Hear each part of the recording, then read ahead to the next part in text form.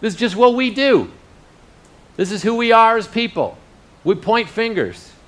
Now, here's how this illustration breaks down.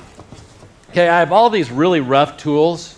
When you take, let's say, a belt sander, and you're going to use a belt sander to do a restoration, you are taking this belt sander and you are using it on something else, right?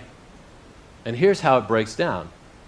Because if you want your relationships restored, you don't use the rough tools on somebody else. You use the rough tools on you. Let me give you an example. Let's say you are fighting with one of your kids, all right? And you parent, let's say you parents of a junior high kid, and something goes wrong, something goes south, and your kid's all angry. And so in that moment, this is what we think. If only my child were more respectful, we wouldn't have these blow-ups like this. And what you're doing in that moment is you're taking this tool and you are using it on somebody else. When the reality is, the only way to restore that relationship is to do this.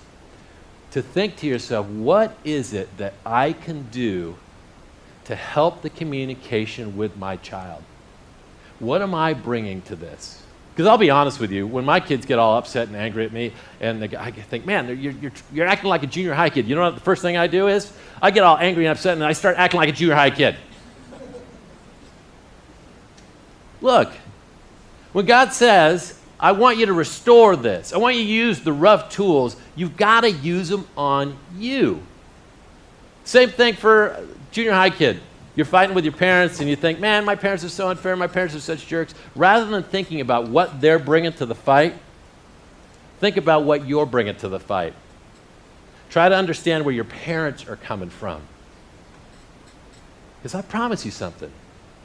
Finger pointing never works. Finger pointing only makes everything worse. And what God says is, look, I want you to work on you.